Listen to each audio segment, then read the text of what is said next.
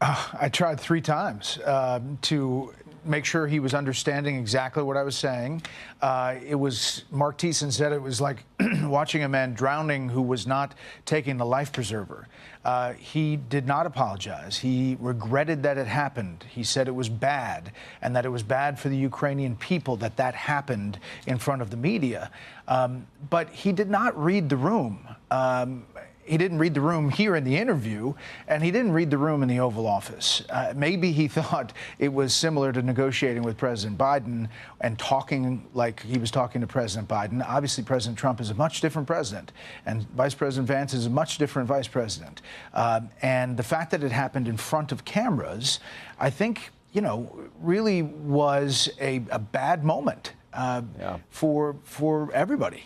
I don't think it was necessarily not a bad moment for the president, but a bad moment for Zelenskyy. For Zelenskyy, for Europe, I think it was terrible. I mean, however, President Trump was the only guy that would be able to get Putin to the negotiating table. Now, I know before this meeting that 10 U.S. senators met with Zelenskyy, and they told him, this is going to be a 3-step process. You're going to sign the mineral deal today. You're going to be appreciative of the mineral deal. That'll ensure U.S. presence in your country. That will help you. The president will advocate for European troops that will be there for part security reasons. That was discussed this morning as well. The second phase of this would hopefully be a ceasefire, and maybe that could have possibly maybe happened today.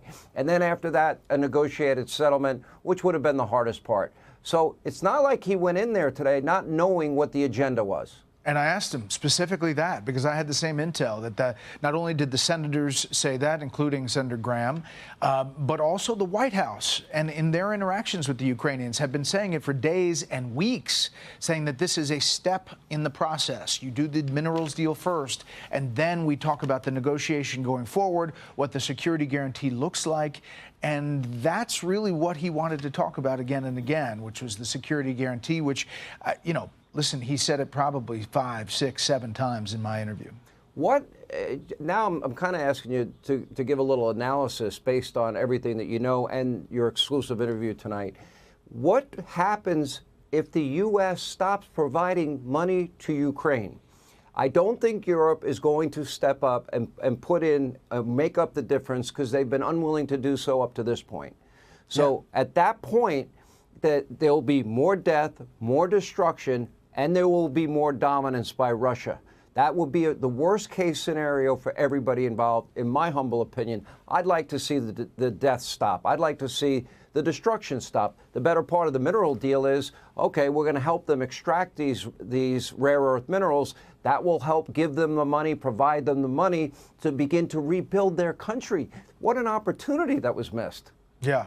You know, listen, I talked to French President Macron earlier in the week. He said he's trying to get Europe to do more, including France. They're at just over 2% as far as defense spending in NATO. I talked to the UK Prime Minister. They want to do more, said they'll do peacekeepers. They're at about 2.5%. You know, these are numbers where they're low as far as what they're contributing individually, not only to NATO, but into Ukraine.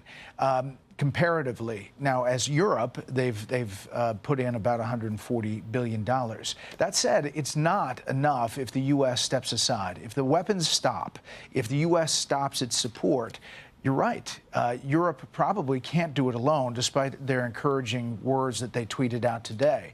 And that's why today was so detrimental to the entire picture. All of the leaders, Macron, Sturmer, Zelenskyy even, acknowledged that this would not happen without President Trump. He is the only person with this catalyst to change the paradigm that maybe there could be peace. And that's why it was so screwed up what happened in the Oval Office. And you gave him every opportunity, I thought, to fix it. You're right. I think you kept throwing him a lifeline. You might want to go here, and to make sure that he understood. And it was a fascinating interview on what was an incredible day. Bret Baier, Special Report. We appreciate you being with us. Thanks, Bret. Sure.